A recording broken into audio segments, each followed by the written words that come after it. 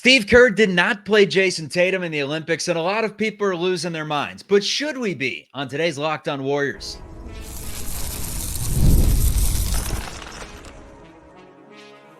You are Locked On Warriors, your daily Golden State Warriors podcast. Part of the Locked On Podcast Network, your team every day.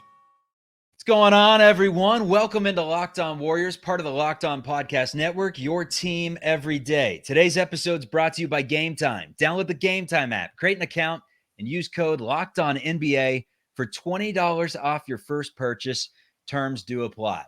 Charlie, Walter, and Kylen Mills here today with you. Myself, Charlie Walter, former 95.7 The Game broadcaster, as well as KPIX, where I covered the Warriors championship in 2022 for the San Francisco stations.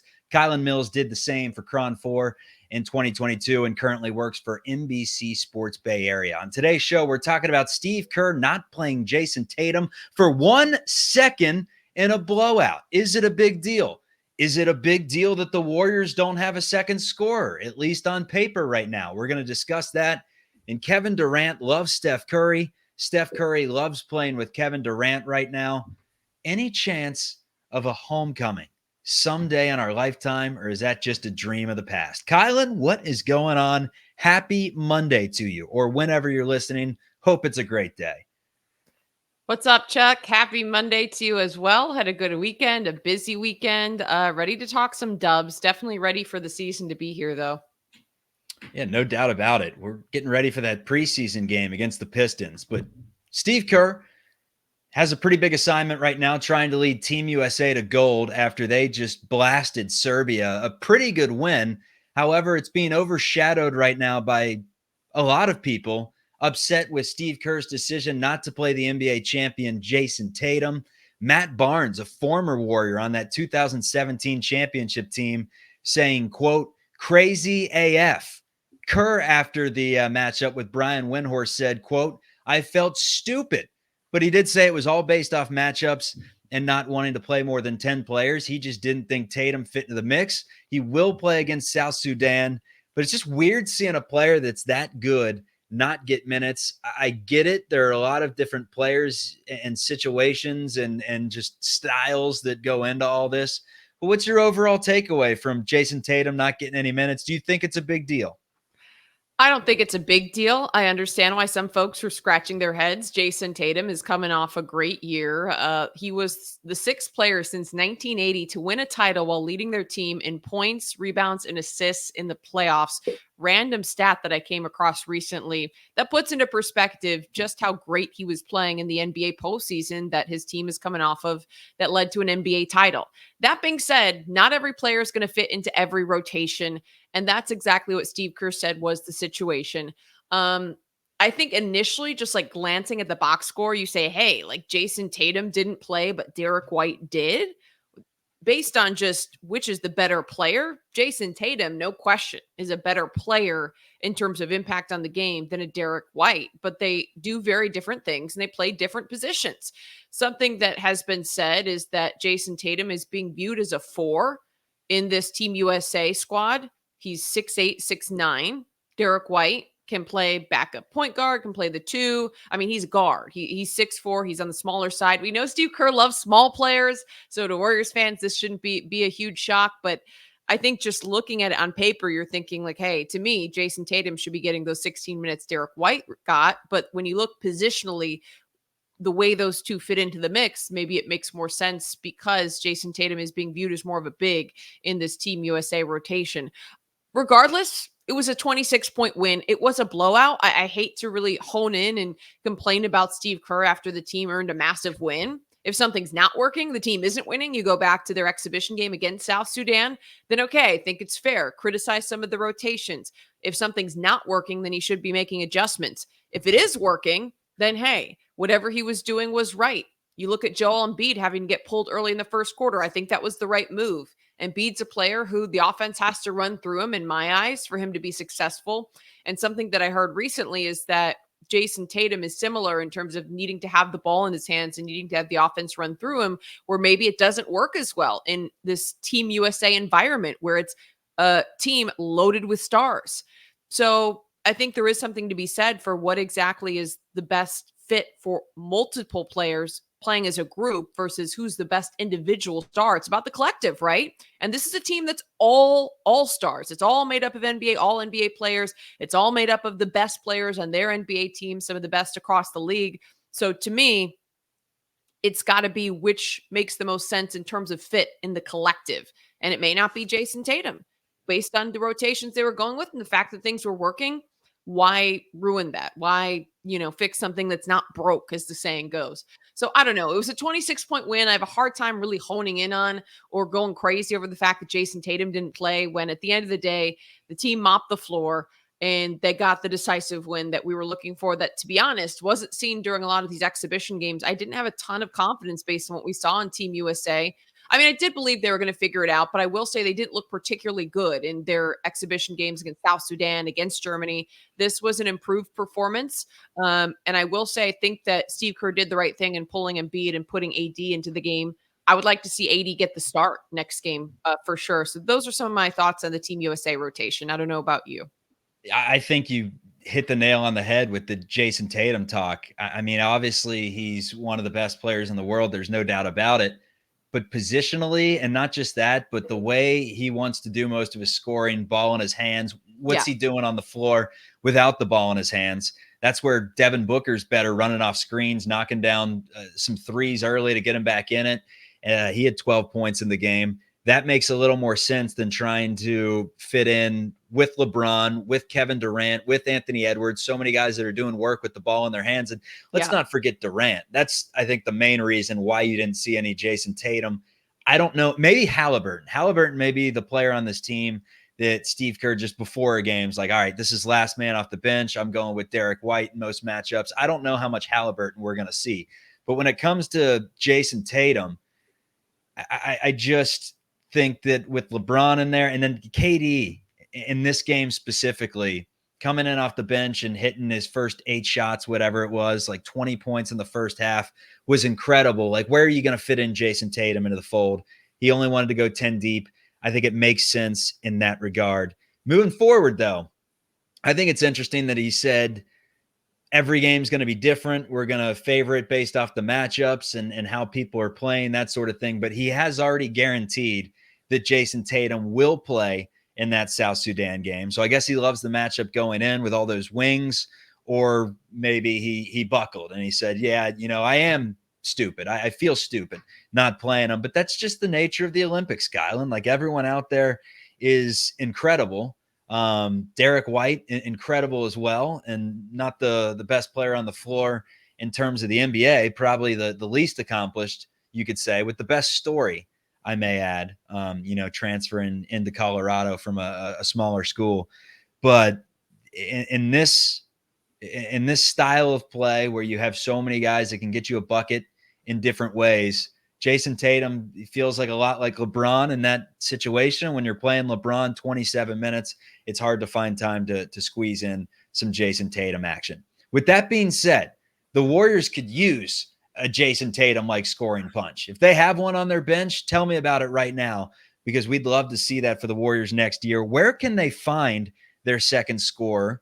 And not only that, is the defense or the offense the bigger worry right now? Kylen, we'll break it down with myself. That's coming up. I love baseball season, Kylen. Haven't watched a ton of it this year, quite frankly, just because Giants not that great. My other team, the Cincinnati Reds, not that great. And your team, the Chicago Cubs, also not good, but apparently buyers. But there's nothing better than going to some baseball games. It's one of the staples of summer on a nice day. And you and I, we're like many people out there. You're rushing to get out the door. You got to feed the dogs. You got to take them on that last second walk because you're leaving for a while, going down to the city. So you're getting there late. You're not thinking about tickets. When you arrive, the Gametime app is perfect. Whether you're there 30 minutes early or there at first pitch, it's the best because the closer you get to game time, the lower the tickets go. How about that? Also, Gametime will credit you 110% of the difference if it's not the lowest price ticket. Get a panoramic view from your seat in the app before you buy. How can you not love that? Take the guesswork out of buying MLB tickets with Gametime. Download the app, Create an account and use code LOCKEDONNBA for $20 off your first purchase. Terms apply. Again, create an account and redeem code LOCKEDONNBA for $20 off. Download Gametime today. Last minute tickets, lowest prices guaranteed. So the Warriors this upcoming season. I've heard a lot of people that are quite concerned about the defense because last year it was about middle of the pack. They were 17th in the NBA, a defensive rating around 118. It was good when Draymond Green was on the floor at 113. It was bad when he was not at 121, and that's where they even out in the middle at 17. But if they had Draymond Green every game, the numbers that they had with him in the lineup are good for top 10 in the NBA. So I'm not worried as much about the defense as I am where the scoring is going to come from. But I do know that everyone's different in that regard. Some fans out there are worried about both. Where do you stand? My bigger concern, Charlie, is going to be the Warriors improving defensively, actually, rather than offensively. Yes, you take out Klay Thompson, who was averaging right around 18 points per game, I believe it was last season, some of the lowest numbers of his career. The efficiency to me, though, was a big problem. Klay Thompson at times disrupted the offense more than helped the offense a lot of times throughout the season with his poor shot selection, bad decision-making, holding onto the ball too long, too much hero ball, too much putting the ball on the deck and passing up the easy pass in favor of creating a tough shot for himself that didn't fall. There was too much of that from Klay Thompson last season to where I actually could see this offense flowing better without him, even though, yes, you have to make up those points. You look at instead of the ball going into a black hole in Klay Thompson, where he's going to try to create his own shot and end up settling for a bad shot rather than making the extra pass, you insert a player who's going to make the extra pass, play good team basketball, and create more high-quality looks than what we saw a lot of times when Klay Thompson was on the floor these last couple seasons. I say all that to say that, there's no question about the positive impact that Klay Thompson made over the course of his time with the Warriors, but these last couple seasons, it was not the same as vintage pre-injury Klay. And I do think that he was pressing too much, he was forcing too much, and a lot of times the poor shot selection, decision-making, too much dribbling, too much trying too hard to make his own shot was disruptive to the Warriors offense. I'm not super concerned about the offense at this point. The offensive rating of the team this last season was top 10 in the NBA, which was a big positive. They've been able to score the last couple of seasons. The big drop off from the 2022 title run to now has been defensively. The Warriors are unable to contain in the perimeter. They've struggled in transition defense. Surprisingly, looking at the numbers, defending around the rim and inside, despite the fact they're undersized, has been pretty good. If you look You're at the always numbers, good, right? That's a staple. Specifics. I was trying to find the specifics leading into this episode because I saw a stat and I could not find it. I've been trying to scour the internet to see where I saw it initially. But ranking wise, the Warriors actually rim protecting hasn't been bad, but their perimeter defending has not been good. Their transition defending has not been good. And that's created some major problems. What were you going to say? I was just going to say that's been kind of a staple of the Warriors under Steve Kerr. Even in 2022, they were undersized, but they were dominating the glass in that series against Memphis in some of their wins, and then started dominating the glass against the Celtics, even though the Celtics had Time Lord down there and the Warriors couldn't really deal with him when he was healthy in that series. I think it's something that we don't talk about a lot with the Warriors, but it's Kevon Looney and the defense that he brings to the table sometimes. And maybe I'm looking back too far to 2022 when Steve Kerr, after Game 7 against the Kings, when Looney grabbed 20 boards, and I think he grabbed 20 boards 3 times in that series, 20 or more. Steve Kerr called him one of the best big men in basketball. And since then, Looney's just fallen off a cliff. It feels like we don't really talk about him. The only times that he gets brought up is usually when Warriors fans are commenting, putting him in a trade package. Obviously we heard in the offseason that it was most likely that Looney wasn't going to be a Warrior next year. He is a Warrior right now.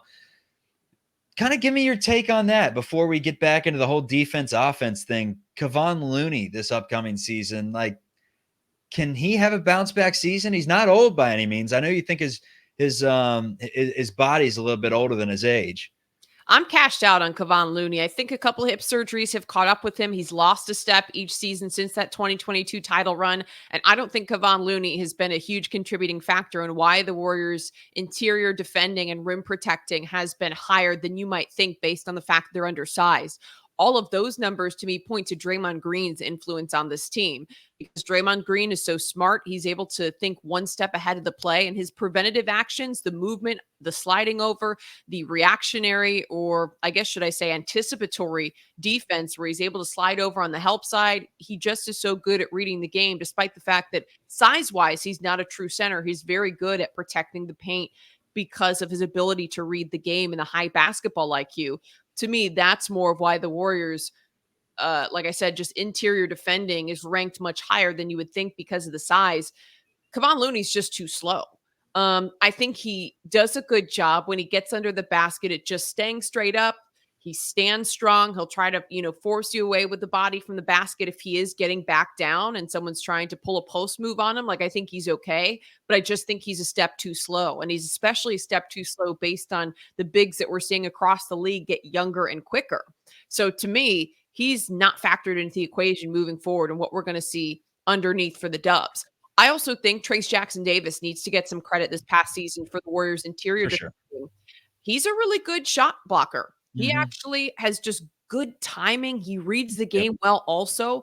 Pretty smart and pretty polished defensively for a rookie coming in last season. I liked what we saw from him. Like I said, just good timing on the blocks, good feel. That's something that a lot of times you can't teach to a certain degree. Just having the right feel to be able to block the ball. And that's something I saw from him. He has the size. I think him just being inside the lane, parked in there, definitely plays a role in the way that teams are able to or try to attack the Warriors. So I think that also has to be factored into why the Dubs have been pretty good in terms of their interior defending compared to their perimeter defending. This is the big problem for the Warriors. They cannot be broken down so easily on the outside. Because once you let someone get through on the dribble, then so many options open up. You're immediately forced into rotation as someone misses an assignment and then the ball's getting kicked out. You're having to run out on the closeout. You can get attacked on the dribble on the closeout. The extra pass suddenly becomes open. There's players open in the corner. It just creates a domino effect. Once you get beat on the perimeter on the dribble and one player gets beat, then everything gets shifted. And that's where the Warriors can be exposed. Also, transition defense is another thing to me that was a huge problem. I went back recently, right around the NBA draft, and was looking at some film of the Warriors defending. And transition defense, especially from some of the young players, just is too sloppy. When you're running back defensively in transition, you have to pick up a man. You can't just be running willy-nilly and just be disorganized and chaotic. As you're running back, everyone has to be picking someone up. And if you watch some of the Warriors transition defense, it was either chaotic, it was lackadaisical, it was not sharp. There was no organization. I think Draymond Green's a huge factor when he's in the game and like calling out where guys need to be. Hey, you pick him up. Hey, you pick him up. But especially like going back and watching some of the young players like a Pods at times. He's one where there were a couple possessions that I watched where like he's running back defensively and just like not picking anyone up, just running back in space. And he can't do that. And then there were other times the Warriors just weren't sprinting down the floor. That's transition defense 101. You have to sprint back. And that's something that's been missing from the Warriors defense these last two seasons, the hustle and the intensity to get the job done. Because half of the battle defensively is the effort piece and the intensity piece. And that hasn't been there for the Warriors. Well, boom. That's where they brought in Jerry Stackhouse, Kylen. He's now the defensive coordinator. He comes in to a defense that you mentioned has lacked some physicality and toughness and the will to defend. Everything that we saw from Andrew Wiggins in 2022 when Mike Brown got a hold of him and was his guru. That's what we're looking for. And I like Stackhouse coming in and saying, I'm going to hold these guys accountable. I'm a vet. I've done it before at a high level. He was physical in the NBA, has the ties to Michigan to where, him and Draymond are going to have that respect and they're going to be the leaders of the defense, making sure that Kuminga especially puts the tools together because it's not a talent issue with him. He has the wingspan, he has the quickness, the lateral quickness, everything, the strength, the ability to go up and get it, everything to put into the package, to stir into the pot to make sure that, that the gumbo is complete because he is he has the ability to be really special defensively. So yeah, you made great points there. I was thinking that the offense was going to be the bigger worry, but you bring up Klay Thompson leaving. Yes, they do have to replace his production, but you're right. He was at times a black hole last year, and maybe less can be more. However, So did I'm I trying to shift find your did I comparisons. change your mind? Was I You successful? I did. used to You be a changed my lawyer. I mind, and should I'm be an trying to find attorney with that comparisons to the persuasion level. 2022 title team because I think that's kind of how you look at this Warriors team. Role players stepping into their roles, young players developing at the same time and having career years to where the Warriors can potentially be back on top of the mountain. But let's not forget that team had Jordan Poole. I feel like we take away his production so much. The Poole and the gang lineup for the Nuggets series, he was the one that sparked that massive run in Game 6 of the NBA championship that eventually put them ahead and they won it all. Jordan Poole gets disrespected from time to times because obviously did not have the great 22-23 season in Washington. He was productive. He had a good season, numbers say, and had a better half once they put him at that point guard position. But he would be missed, that type of scoring, and this team just does not have that second score. Let's continue this conversation coming up, but let's also talk Kevin Durant, what he's done in the finals and how close he is right now with Steph Curry. I do have one more thing to ask you, though, with that conversation, going back to everything we were talking about when it comes to Jordan Poole's scoring presence in 2022 for that title team. Who has the ability to make that leap? Because it's not going to be Trace Jackson Davis. He'll have a massive role on this year's team, I believe. It's not, I know for a fact it's not going to be in that capacity. I don't think Podziemski either. I think he's more of a facilitator than Poole was and not looking for a shot nearly as much if he wants to be successful to start at least. And then that brings up Kuminga. Can Kuminga go out there and give you a bucket? Jonathan Kuminga definitely can go out there and get you a bucket. Can he consistently go out there and get you 20 plus per night? That's the question, because that's the level the Warriors need him to be at for this team to be successful in the upcoming season.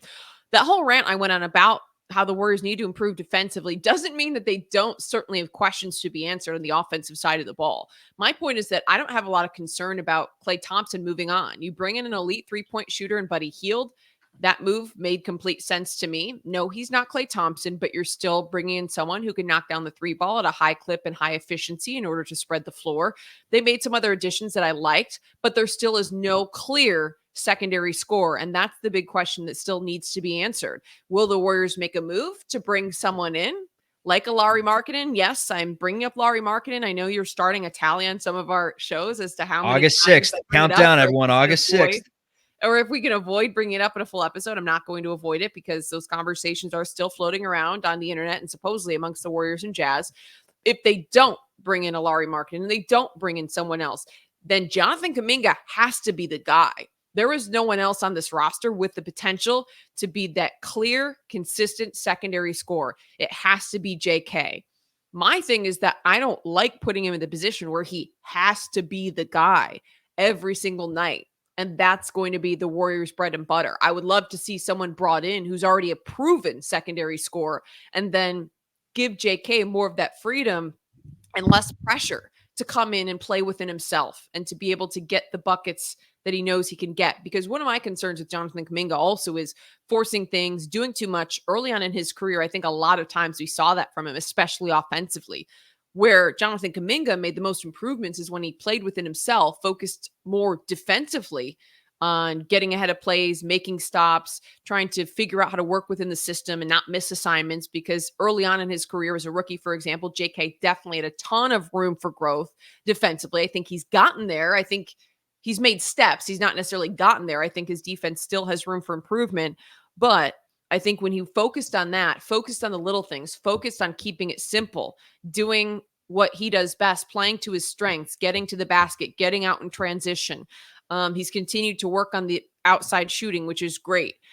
That's where I think that he thrives. And my concern is if JK is put in a position where he has to be the guy scoring 23 a night, for example, averaging 23 a night, is that going to be too much for Jonathan Kuminga? Is it going to push him the other way to suddenly he's forcing too much? I would love to have a proven more veteran secondary scorer than a Jonathan Kuminga. But I think Kuminga has that potential, and I do believe he'll get there in his career, if not this season, next season. And we may see it this season.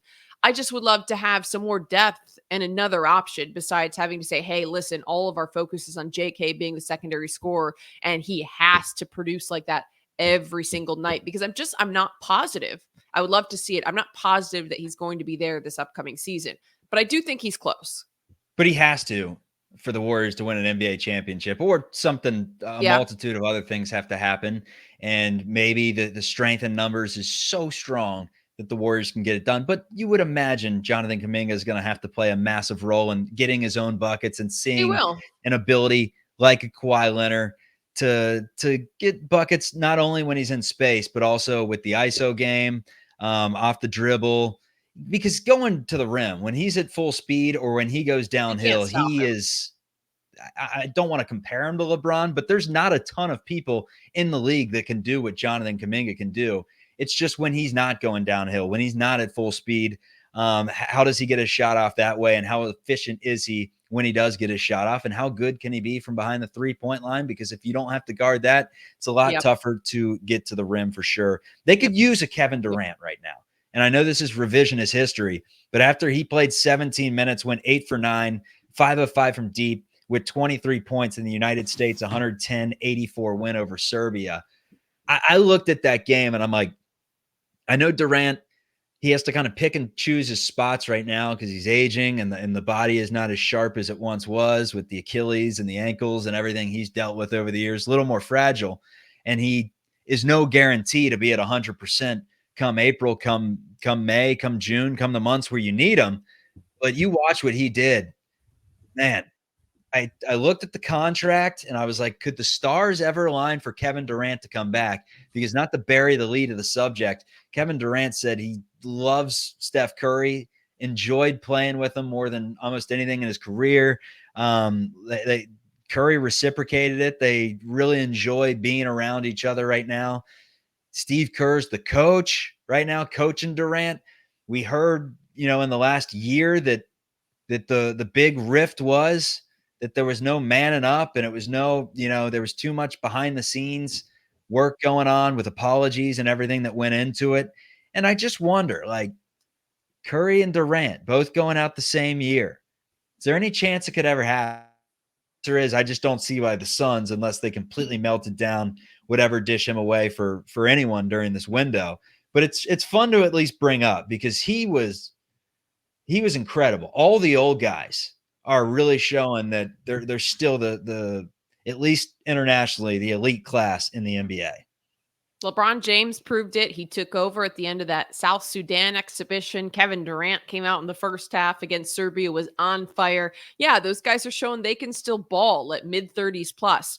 Do I think it makes sense for Kevin Durant to come back to the Warriors? Like, yes, I think there's a nostalgia factor in the way that KD fit when things were working well within the Warriors system. And we've seen with the Team USA, the chemistry and I think great relationship that Kevin Durant and Steph Curry have. There was one point where Curry hit a three and he did like a little celebration, was like pointing over at Kevin Durant on the bench. I think all that's fine and well, but to me, this would be a grass is greener type of situation where I think if KD actually came back to the Warriors, there's no guarantee that everything would be sunshine and roses. First of all, Kevin Durant, at his age, 35 years old, would be adding another player who's getting up there. He turns 36 actually in September, so he's going to be 36 in this upcoming NBA season. So you're talking about a guy who's already up there in age. You're also talking about a guy who has not been healthy outside of this last season. 2023-24 was the first time he's played 70 plus games. In the last three prior seasons, he missed a majority, like I said, 45, 50, 35. If you go back to 2022, 23, 21, 22, and 2020, 21, he had to miss a lot of time, dealt with injuries. So I think you're talking about adding another guy who's on the back half of his career. You're also talking about adding a guy who at the end of the day has not been happy anywhere that he's gone. Kevin Durant always seems to find an issue. And whether it was with the Warriors or it's with the Nets after he asked for a trade to that place, and then there were rumors swirling that he wasn't happy with the Suns after this last year, I just question culture-wise what that fit would look like in this new look Warriors team. At the end of the day, I think that the Warriors like the young guys they have now. They like the culture fits they have now. They made the decision to part ways with Jordan Poole and to keep Draymond Green around, which was a decision on affecting team culture for sure. But I don't know that I want to put that back into the mix. I don't know that I want to put him back into the mix. I don't know that it makes sense for either side. It's just one of those things where it's like, hey, the breakup happened. Everything, was well and hunky dory when things were good, but also when things were bad, things were bad. And we went our separate ways because that was what was best for both parties. And I think it's easy to look back on the good times and to look at it through the rose-colored goggles and say, hey, this was amazing.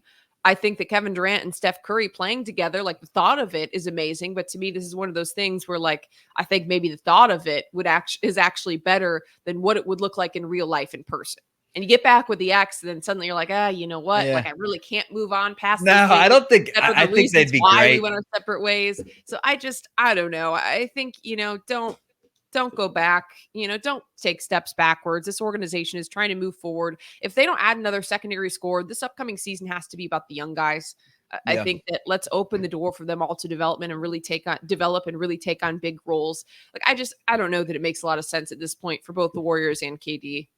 Oh, I mean, I think it absolutely makes sense. I just don't think it's going to happen. I'm a realist, and I don't think the Suns are going to flame out that bad to where he would ever be on the market. But I think it'd be a fit. I think he'd make the team a lot better throwing him in there based on the way. If he's healthy, 100%. Like, KD is a generational. Well, here's the thing: you're not asking for him player. for long. You say the relationship gets a little bit rocky. I mean, you could get back with the ex-girlfriend for a year and a half because that's all it would be. His contract runs out in 26, runs you through the Curry timeline. It does add up to where I don't think it's ever going to happen, but I do think that come the deadline this year or next year or something, we're going to hear about it again. ESPN's going to get about a week out of that at some point in the season. Like, could this ever happen again? And I guess it starts with Curry and Durant both acknowledging that they really enjoyed playing with each other, and Steve Kerr coaching them for the first time since Durant left the Bay for Brooklyn years back. Thank you for making Locked On Warriors your first listen of the day. For your second listen, enjoy the Locked On NBA podcast. There's no offseason in the NBA, and Locked On NBA provides daily basketball analysis from national and local experts in 30 minutes or less. No one keeps you as informed and entertained as Locked On NBA. Available on YouTube or wherever you get podcasts. Part of the Locked On Podcast Network, your team every day. Kylen, smile for the people on YouTube. For everyone that's listening to the audio podcast, be sure to leave it a positive review if you like the show. This is Locked On Warriors, part of the Locked On Podcast Network, your team every day. See ya.